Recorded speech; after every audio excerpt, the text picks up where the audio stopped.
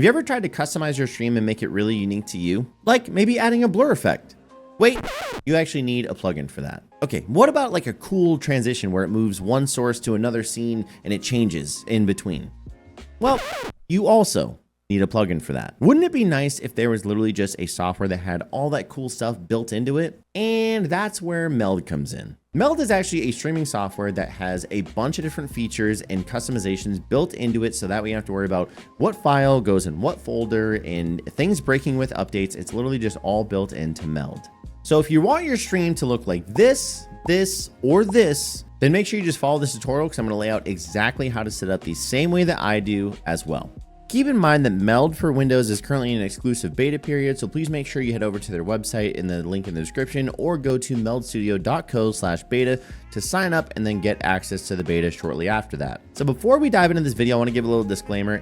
This is going to be geared towards a dual PC setup or if you stream primarily on a console and capture it with a PC. If you are a single PC user, I am working on a guide currently that's going to be able to help you use Meld to the best of your abilities. So please check the link in the description down below. If it's not there, it hasn't been made yet. It will be made soon. I promise you that. I'm working on it. So first thing is we want to go ahead and install Meld. Once you actually click that and you download the install file, just click the install right here.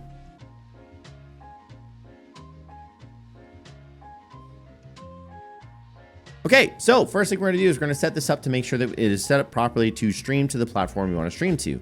So let's go ahead over to File, and then we'll go to Preferences. And then from here, we're gonna look at our resolution and our canvas. Our canvas currently is set to 1080p. That's what I use personally. So if you have a 4K display or a 2K display, go ahead and select one of these. Or if you are actually a vertical streamer on TikTok and or YouTube, then you can actually use these portrait displays down here. Keep in mind, you can't do both at the same time. Trust me, it is a feature I keep begging them about. It is on the roadmap, but not just yet. So next up, we're gonna go to Output. Output is gonna be kept to the exact same canvas size that you have set. So if it's 1080p, it's also gonna be 1080p. So next we're gonna go to our frame rate. So here we have 60 FPS or 30 FPS. Again, most people stream in 60 FPS, so we'll just leave it at that. And then when it comes to streaming right here, this is gonna be based on whatever platform you're on.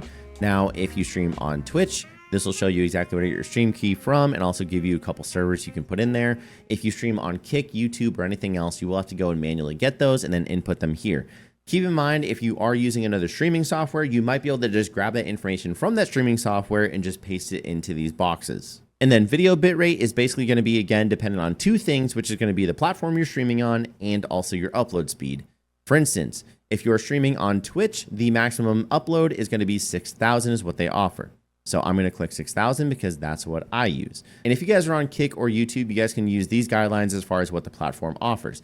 Now, the second step to this is we need to figure out what our upload speed is. So if you go to Google and you type in speed test, it will actually go ahead and test your internet speeds for download and upload. For instance, I have 1 gigabyte up, which means 6,000 kilobits is nothing for that.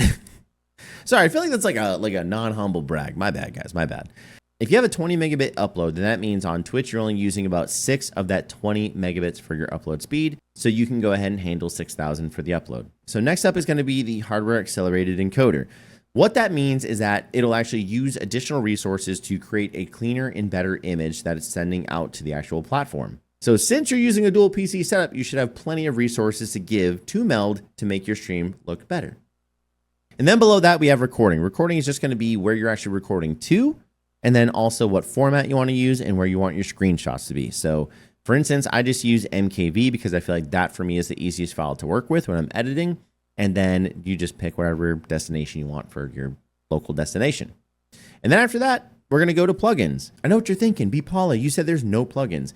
No, there's no plugins needed for a lot of the stuff that you can do with it. However, they're not going to stop other people from just being creative and creating things for Meld and other Meld users. So yes, there's technically plugins, but you don't need them, but there will be plugins in the future. All right, next up is going to be audio. So this is going to be where the actual sound is being output from. So again, depending on how your dual PC setup is set up, this may or may not matter.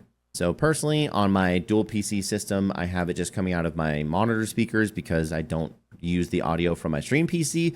If you do use the audio from your stream PC, make sure you select the correct output you want the audio going from this out to. Next up, smart guides. So this is literally just going to be the guidelines that show up whenever you're messing around with stuff on the canvas. You'll see those later on. They're just magenta by default. You can change them to whatever color you want. And the next up is going to be the transition. Now, not only do we have just a simple cut transition, we got a fade, we got a morph, we got a move as well. And on top of that, you have a ton of different customization. So it's not just a simple move in and out linear kind of style. You can do in out exponential. You can even have a midpoint for whenever the layers start reordering themselves. You can customize this however you want, and it's absolutely incredible. I'll show you guys what I use, which is my personal favorite, is going to be the in out exponential. And I do have a midpoint, and I just leave it at 1000 milliseconds, and I think it looks amazing. You guys will see it eventually later on in the tutorial. All right, so now that we're actually done setting up the preferences, we're going to go ahead and start building our scenes. Again, there are going to be 3 scenes I feel like are the most important you need to make, which is going to be your just chatting, your gaming, and desktop exploration. So the first thing you want to do is actually create the scene that you want. So right down here, go to the plus button, and it adds a brand new scene. So we'll label this one gaming scene. And then down here, we'll have the desktop exploration screen. Now that we have both of our scenes made, let's go ahead and start adding some of the layers, or what most people might know them as, the sources. So head up here to the left to layers, click the plus button, and then you want to go to video capture device. Again, the reason why I want to go to video capture device is because if you have a dual PC setup, I'm assuming you run some sort of a capture card. Keep in mind for this tutorial, I'm just going to be capturing my PS5 because I'm already recording on my stream PC and using my gaming PC for the demo. So we're going to be capturing my PS5, but it'll be the exact same method if you're going to be capturing your game PC through a capture card. So once we're at this screen, we want to hit the down arrow, and then we'll go ahead and select the game capture 4K or whatever your capture card is. And there we go. Now we see it is captured. And then we'll want to go ahead and fit to canvas, and there it is. Perfecto. So again, if you notice down at the bottom, it doesn't actually have an audio source automatically. Since you're running a dual PC setup and your audio is either coming in through your line in or another method, you want to go ahead and capture that right down here. So hit this plus add audio button, and then we'll go to select device, and we'll hit the 4K capture card. And there we go. Now we see that it's capturing the audio from the 4K capture card. Now, a couple things down here, you actually do notice it just says track 1. So we'll go ahead and just rename this to game PC or console in case you're running a console. And then once we've done that, you can also go to the edit button down here. It gives you a couple different options. So with this, it'll either give you the option to do a mono. So that means it just comes out of the left and the right speaker at the same levels, or you can leave it like this to where it's going to have a left and a right track where it's going to come out of differently. So that way, if you're playing a game and there's spatial sound, they will hear it spatially, if that makes any sense whatsoever. Then you can also change it to where different channels are different ears, so left ear, right ear. You can also add a delay, so in case there is some sort of audio sync issue, you have the ability to add that. Then there's also this button right here, exclude from Twitch VOD track. Now keep in mind, if the way that you're doing your dual PC setup is that your audio comes from your stream PC, then you'll want to go ahead and do that on the Spotify audio. We'll worry about that later. If you're like me and you're running everything from your game PC to your stream PC, so all your audio comes from your game PC into your stream PC, you'll want to leave this alone because you have one audio track. And if you put this on there, your VODs won't have audio. But you shouldn't have to worry about it because you don't stream DMCA music, do you? No one would do that. Who would stream Post Malone and Coheed and Cambria and other great music like that? Definitely not me. Okay, on to the next part. All right, so once we're done with that, we want to go up here and we want to make sure that we label this the correct thing. So we'll go ahead and rename this to Gaming PC Capture. And there we go. Now, next up, we're going to go ahead and add our webcam or our video source. So go back up to layers right here, hit the plus button, click on the video device, and then we'll select the webcam. I'm using my A7 IV, which shows up like this. And there we go. Now, forgot to tell you this before for the game capture, but I'm telling you now. Make sure that when you go over here to your properties on the right-hand side, okay, that this is selected, that your aspect ratio is locked. Now, the reason why is because if it's locked, you can do this, and it's not going to mess up. If this is unlocked, things get really weird. They get really weird. I definitely don't look like this, and I definitely don't look like this in real life. I promise you that. Make sure that this is actually selected. It should be selected by default, but if it's not, then go ahead and slap that bad boy on. Now, clearly, the webcam is messed up. Let's go ahead and fix it. So let's go and right-click the source, reset transform, and then we're going to lock that bad boy down. So what we'll do is we'll bring this into the middle and we'll kind of figure, so I think that's probably about the right size that I want it. Personally, I like having more of a vertical style webcam. Takes up less real estate, gives more space for the game. So all you have to do is just double click the source, and then you can actually drag in from the side, and maybe even take away a little bit of the headroom. Done, and bam, there you go. You have a vertical camera. Now, it looks kind of boring, doesn't it? Well, these cool little circles right here in the corner next to those squares, if you take the circle and you drag it in just a little bit, now you have rounded edges. You can basically just click and drag this, bring this over to the side, and that's it. Now, one thing that's actually missing is going to be our alerts to finish out this scene. So go over to the layers again, hit the plus button, and then you want to go to your browser source. Look at that cute little kitty playing games. I wonder what game that cat's playing. Make sure you guys comment down below what game that cat's playing, because I would like to know. Before we go any further, it is very important that you name each source the correct thing. The reason why is because it will affect the move transition. If the move transition doesn't see that same source on the next scene, it won't move it into place. So make sure that you have them labeled properly, otherwise the move transition won't look correct. So we'll go over here and we'll go to our browser source and make that the alerts. And then we'll go over here to our webcam and we'll rename it and we will call it webcam. So once you get your alert URL or link, come over here and just paste it into this box. And then you can go ahead and resize it. And now you are good. So that way, if someone resubs, there it is. Be Pala. Good job, speech to text. Good job. Good job. If you're using this to stream on console, then don't worry about this next thing I'm telling you. But if you are using a dual PC setup and all of your audio is routed through your gaming PC, such as myself, then you want to go ahead and you want to add that alert to the stream software that is on your gaming PC. If you guys have more questions about how my dual PC setup is set up, then make sure you guys check the link in the description down below, as I will link it down there. And I've made a guide on how to set it up that way and everything you need to do it. It is lengthy, but it is awesome. For me personally, I actually use a instance of OBS. And the reason why I do this is I use this to cast the image to my stream PC. Not everyone does it this way. I do. I like it this way. You don't have to. Whatever works for you, works for you. So what you would do if all of your audio is routed the same way that mine is, through your game PC all the way to your stream PC, then what you want to do is add a source, and you would want to go to browser, and you would just basically add another source right in here. And then you would basically just take that source and drag it down below to make sure that it's not above your games tab. Otherwise, it's going to show up above your games, and we just want the audio for it. So again, the reason why I'm still using OBS, because you can't cast a preview with Meld just yet. So I'm still using this to get my visuals from my game PC to my stream PC. Now, one thing I do want to show you is that with the alerts, if you go down to the edit, it's going to have different options than if you just manually added an input. Since this is pulling from a source, it's giving you a few different options.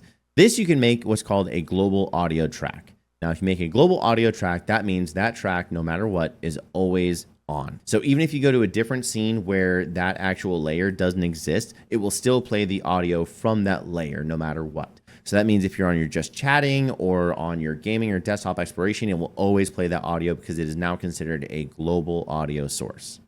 Okay, so there's one more thing we have to do to our gaming scene to make it look the way that I have it, and that's going to be to add a drop shadow. So make sure that we are selected on our webcam right here, and then we go over to the effects panel on the right-hand side, and we hit this plus button. And then from here, we're going to go ahead and add a drop shadow. Now, as you see, it's already added a drop shadow for us. So again, this is all personal preference. You can leave it the way that you want, or you can change it the way that I did. Personally, on my drop shadow, you like to go over here to the effects on the left-hand side of the drop shadow effect. And then I like to increase the distance, probably about like right there. 15 seems pretty good. And we'll add some softness to it just to make it seem like an actual shadow and give it some depth. And then leave the opacity, and there you go. And again, you can change this to where you can have the spread further. You can have it to where it's more of a hard shadow or a soft shadow, wherever you want. It's all just personal preference. But that is how you actually go ahead and change that if you would like. Okay, so now we're actually ready to make the next scene, which is going to be the desktop exploration scene, which looks like this. And there are two things we can do here. So we can either right-click on the scene, and then we can hit duplicate, and then we can call this desktop scene. and then it has all the same properties. So that way you don't have to worry about copying and pasting each one. Now, the second way I just kind of gave away is, well, copying and pasting. So let's say if we want to go down here to desktop exploration scene that we already created, we can go back to our gaming scene, select webcam, control copy, or right click and copy layer. And then we can go to the desktop exploration and paste. Now, what's cool about this copy and paste is that it literally copies and pastes everything. So for instance, we added a drop shadow to our webcam and it copies that drop shadow because it's copying that exact layer. But just to make things a little bit easier, what we're going to do is we're just going to go ahead and kind of morph what we have already. So now what we're going to do is we're actually going to go ahead and copy the game capture. And we're going to go ahead and move that copy to the bottom. Again, the reason why I'm moving that down to the bottom is because the name is different than the other one. And then we'll take the top layer and we will go ahead and move this down. So that way it is nice and aligned. Now, as you notice, the background is kind of harsh and it kind of takes away from the actual desktop itself. So what we'll do is we'll click on the desktop and the bottom layer. We're going to go over to effects. And what we have to do is basically just add a blur and then change the opacity. Super easy to do. So go to Gaussian blur. And then you can see it already did like a blur effect in the background. And then what we'll want to do is just click on this right here, these settings for it. And I like to bump it up to like about 30. And then you can also have it repeat the edges. That way it just gives it more of a soft edge. So you can kind of see like this a little bit darker down there. And then now it's a little bit lighter because it kind of repeats the edges and makes it a little bit softer. Now, next thing we want to do is personally, I like having it to be a darker color. That way it's not pulling too much from this actual right here. So what we'll do is we'll take the opacity and we'll drop it down to about 80%.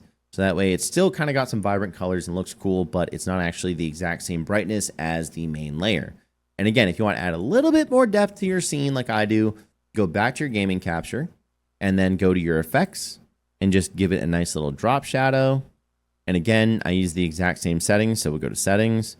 We'll go ahead up to, we'll say 15. Give it a little bit of softness to it. And then that's it. And now you have a cool drop shadow on there. You also have your webcam with the drop shadow.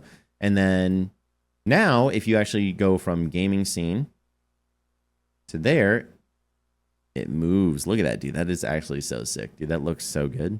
I feel like I messed up the order on mine, and I'm going to actually have to go back and fix it. But now you guys actually have a cooler stream than I do. Maybe not. I don't know. Your stream's cool. My stream's cool, okay? All right. Follow for follow?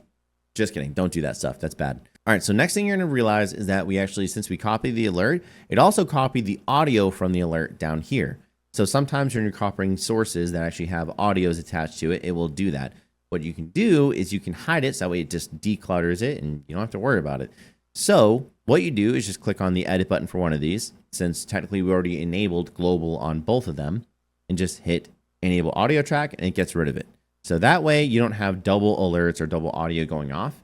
Now, if you want to re-enable that, right? So all you have to do is just find the actual correct source, which it looks like this one's enabled.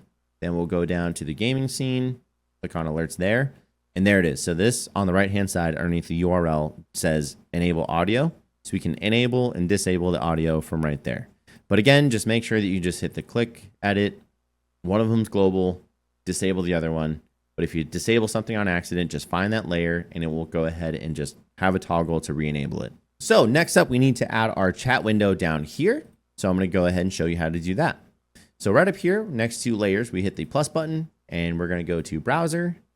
We'll just rename this right away to chat. And then what you'll want to do is go into whatever streaming software you use to capture your chat. I use Pixel Chat. I'll leave it in the description down below. All right, once you get that URL, just head over to the right-hand side and make sure you're selected on the chat. And then double click or just Control All and then Control V to paste it. And there you go. Now, we're going to break the rules here a little bit. So normally I yelled at you last time to make sure that you have the aspect ratio on. For this, we don't want that. And the reason why is because let's say if someone chats in your stream, right? This is what it looks like. Now, if I were to take this box and I were to do this, let's say if it doesn't fit underneath here perfectly, or I want it to be smaller and slimmer, so that way it's like the same size or smaller than my webcam. If I do this, it's going to be super tiny and, well, it's going to be really hard to read. Or you still notice there's a gap right here. And if we try and do that, it just won't work. Even if I take the aspect ratio off, it still doesn't work. It just makes everything look really, really strange. So what you have to also do is disable the lock size for the browser size, which is on the right-hand side here. And that will basically enable that whenever you're moving this around and changing it, the chat will actually go ahead and fit it properly, depending on how much space you give it or how much space you don't give it. So with this, you can basically just do, let's just say like this, maybe even a little bit in. There we go. And then we want to lock and lock. And boom. There you go. Now that means the chat is locked that way. It won't move around. It won't mess up or anything like that. And it is going to be locked to that aspect ratio.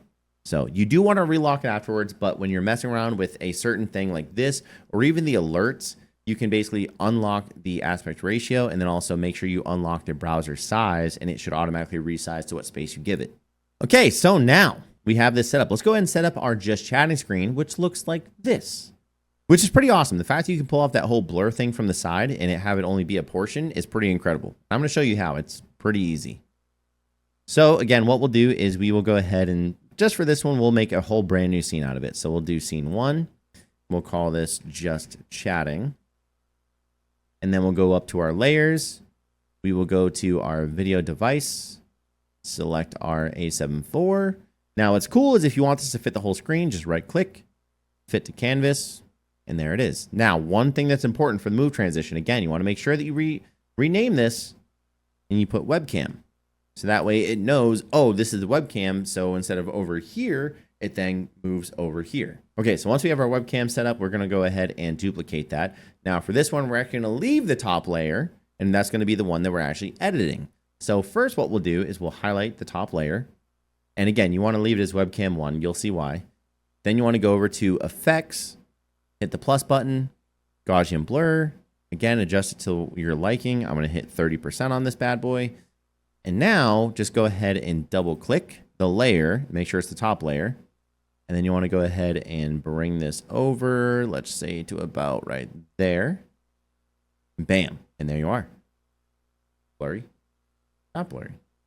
Blurry, not blurry. So next what we're going to do is we'll go ahead and we'll add a chat. So we'll go back to our desktop scene. See that transition? Kind of sick. I like it.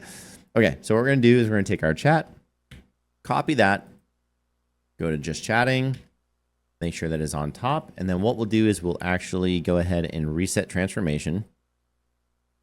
Okay. And then again, we want to unlock the aspect ratio, unlock the browser, and then we'll bring this over. And again, in case you want to put like your affiliates or something like that up here, you can, or you can just have your chat go all the way to the top and then lock. And now we have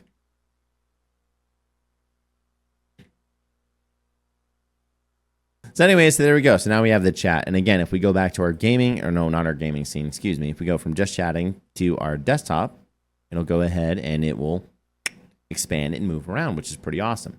Let's for giggles. Can I have it the name the exact same thing? Oh, that's kind of weird too. Okay, so I never messed with this before, but I named them both webcam, and now it does that. That was kind of sick. Cool, fun things you can just do with this, which just make it so much fun to mess around with Meld. All right, and then there is one last thing I need to show you guys. So if you guys are a console streamer, or if you're using a dual PC setup where your audio is coming from your stream PC, this is going to be very important for you. So again, with global audio sources, that means that they go across every single scene. So in case you want like your Spotify or music to be across your just chatting screen, your gaming screen, or anything else like that, I recommend making a whole different scene that's just for your global audio sources. So that way you don't have to worry about capturing Spotify in every single scene. So what we'll do is we'll go to scenes, hit the plus button, click on it, call it global audio source. All right. And then we'll go up to our layers. We hit plus and we're going to hit display capture. First, make sure your Spotify is open and then go to this drop down and click Spotify. And there you go. Boom. It's now being captured. Perfect. So what you want to do is now we see, well, actually, hang on. We have a couple things we got to fix here. So number one, chat doesn't have audio. So disable that and disable that to keep this clean. All right. And then we have display capture. We're calling this Spotify. Now, what's cool is that since this is actually capturing the audio from this source as well, you notice that down here, it now changed to Spotify also. So this is our Spotify audio input. So now let's say if we play music from Harris Heller, thanks for the free DMCA or DMCA free music. Appreciate you. We see that it's playing. So what we'll want to do is we'll actually want to go down here to edit and we'll go to global.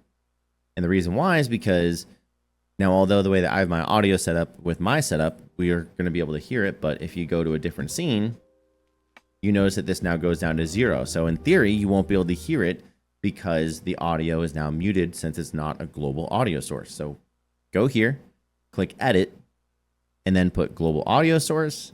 And then if you want, you can just hide this and then the music will still work.